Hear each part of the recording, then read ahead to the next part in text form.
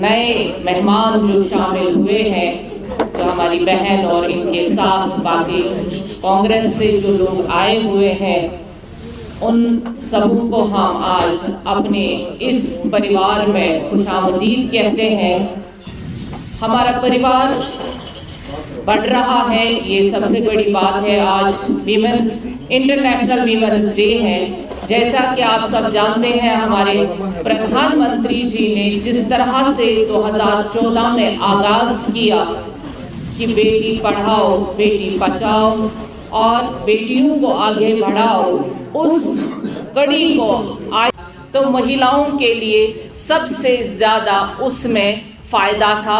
हमारे लिए ज़्यादा, जैसे इंटरेस्ट की रेट है महिलाओं के लिए कम है और ज़्यादा स्कीम्स हमारे लिए रखी गई। ये सबसे बड़ी बात है। इससे ज़्यादा मुझे नहीं लगता है किसी भी डेवलप्ड कंट्री में, जो हम पहले देखते थे कि वेस्टर्न कंट्रीज़ में महिलाओं को सबसे आगे रखा जाता है, उनको ज़्यादा हुकूक है। लेकिन आज हमारे प्रधानमंत्री जी के नीतियों से और उनके विजन से हमारी भाजपा सरकार ने महिलाओं को नंबर 1 पे ला खड़ा किया है।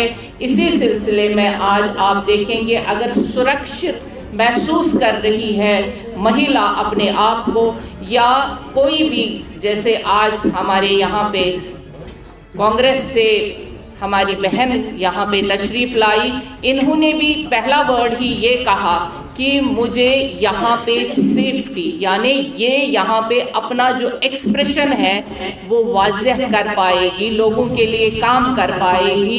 यही चीज़ है कि यहाँ पे मजहबी बुनियाद पे या फोक के बुनियाद पे पीछे नहीं रखा जाता है, बेटियों को आगे रखा जाता है।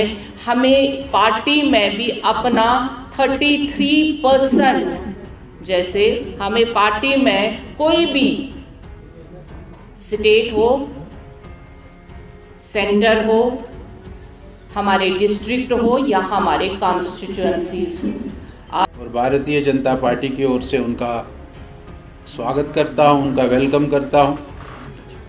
और मुझे यकीन है हम सब मिलकर भारतीय जनता पार्टी को जम्मू कश्मीर में और आगे ले जाएंगे, और विशेषकर कश्मीर में भारतीय जनता पार्टी को और आगे ले जाएंगे।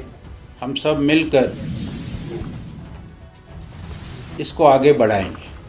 आज अनेक लोग, अनेक अदर पॉलिटिकल पार्टीज़ के भी लोग भारतीय जनता पार्टी ज्वाइन करना चाहते हैं। हम उनका भी स्वागत करते हैं, और आप देखेंगे आगे लगातार भारतीय जनता पार्टी में अच्छे लोग, अच्छे पॉलिटिकल पार्टीज़ में जो ऊंचे पदों पर है, जिनका पॉलिटिकल एक्सपीरियंस है, ऐसे लोग भारतीय जनता पार्टी में ज्वाइन करेंगे। हम उनका स्वागत करते हैं। मैं अल्ताफ़ साहब से निवेदन करूंगा कि वो शाइस्ता जी का मेंबरशिप करवाएं। मोबाइल इनसे ले लीजिए। बजट उन्होंने पेश किया, हमारे एलओपी ने उस बजट के बारे में बताया, वो मैं फिर से रिपीट करूंगा तो उसकी कोई आवश्यकता नहीं है। बजट में जो उन्होंने मैनिफेस्टो में घोषणाएं की थी, वो घोषणाएं कहीं है ही नहीं है। जो उन्होंने AAY को बिजली में दे दिया और 10 किलो राशन उन्हीं को दे दिया, ऐसा तो उनका मैनिफेस्टो नहीं था। बाकी सारे में वो साइलेंट है। इसलिए मुझे लगता है कि कल हमारे एलओपी ने, सुनील शर्मा जी ने बड़े विस्तार से उस विषय पर अपनी बात रखी है, उसको रिपीट करने की आवश्यकता नहीं है। पार्टी का एक दृष्टिकोण, पार्टी का एक लाए अमल, वो कल हमारे सुनील शर्मा जी ने मीडिया के सामने रखा है, आपको भी उसकी मिली है। लेकिन मैं आपसे ये ज़रूर कहूँगा कि ये बजट जो हम एक्सपेक्ट करते थे कि जो उन्होंने मैनिफेस्टो में बातें की थी, हम 12 सिलेंडर देंगे, ऐसा कुछ नहीं है। और 1 रुपया और 2 रुपया पेट्रोल में, डीजल में बढ़ा देंगे, और एविएशन फ्यूल में भी 5% बढ़ा देंगे। तो ये और महंगा करने वाली बात है। सस्ता करने वाली बात तो दूर रही, और महंगा करने वाली बात है। ऐसा मुझे लगता है कि उनके बजट में कोई ख़ास चीज़ नहीं है। कुछ स्कीम्स जो उन्होंने बताई है वो तो केंद्र की स्कीम्स है। उन केंद्र के स्कीम्स को उन्होंने बताया कि हम करेंगे, लेकिन वो सब स्कीम्स केंद्र की है। उन स्कीम्स के तहत जो फाइनेंशियल असिस्टेंस स्टेट को मिलेगी, उसी को उन्होंने बड़ा चढ़ा कर कहा है। हम इससे, इस बजट से मुझे नहीं लगता है कि हमारे जम्मू कश्मीर की आवाम वो खुश होगी। जम्मू कश्मीर आवाम को कोई संतोष मिला होगा इस बजट से, ऐसा इस बजट में कुछ नहीं। सर, कुछ एमएलएज ने आज क्वेश्चन एक रेज किया है कि श्रीलंकन एक क्रिकेटर को जमीन अलॉट की गई है कुटवा में, तो किस तरह से आप देखते हैं? उन्होंने काफी क्वेश्चन उस पर रेज किए हैं कि ये किस तरह से हुआ है। ये क्या है कि ये सारी चीज़ें, इसको ये एक दूसरी रंगत देना चाहते हैं विषयों को। अब धारा 370 ख़त्म हो गई है।